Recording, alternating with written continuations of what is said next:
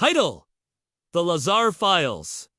Secrets of Sector 4 Prologue in 1989. A soft-spoken physicist named Bob Lazar appeared on Las Vegas television. Face shadowed, voice altered, claiming he worked on alien technology in a remote site near Area 51. The world dismissed him. The government denied him. But Bob knew the truth and he couldn't stay quiet.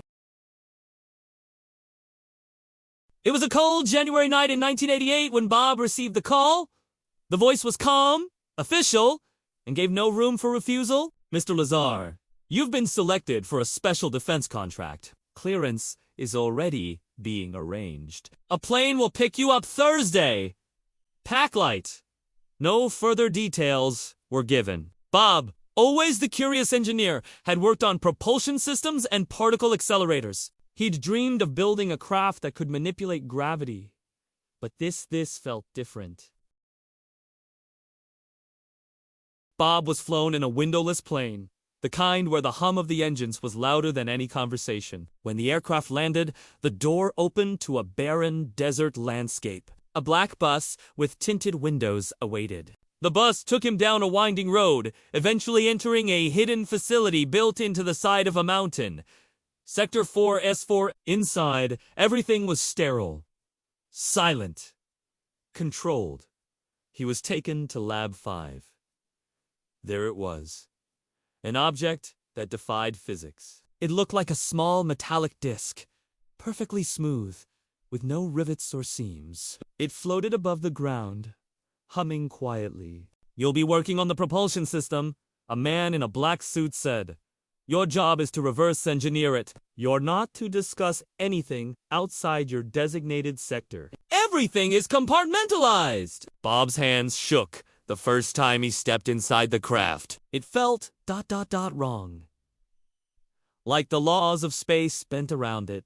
He was assigned a partner, Dr. Thompson, an older physicist with tired eyes and a guarded demeanor. Thompson called it the gravity wave amplifier. It bends space-time, Bob. Not with combustion, not with thrust. It pulls the destination toward itself. Like folding a piece of paper, Bob stared at the antimatter reactor in the center of a perfect sphere, floating midair. It used a stable isotope of element 115, one not yet found on Earth. When activated, the sphere emitted a field that repelled all known particles. No combustion, no heat, no emissions, just pure manipulation of gravity.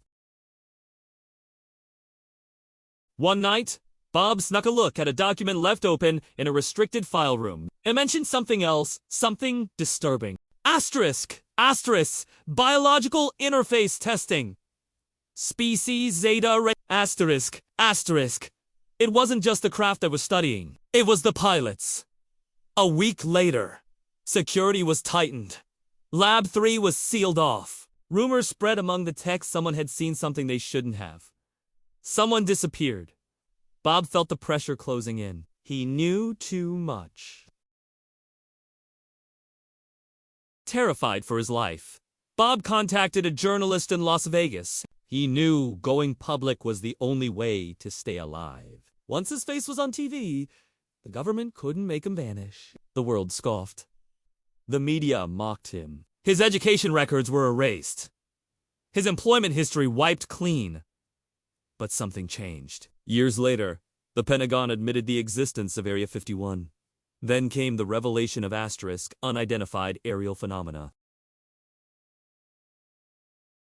And finally, decades later, element 115 was synthesized in a lab. Bob was never fully vindicated, but he never reached.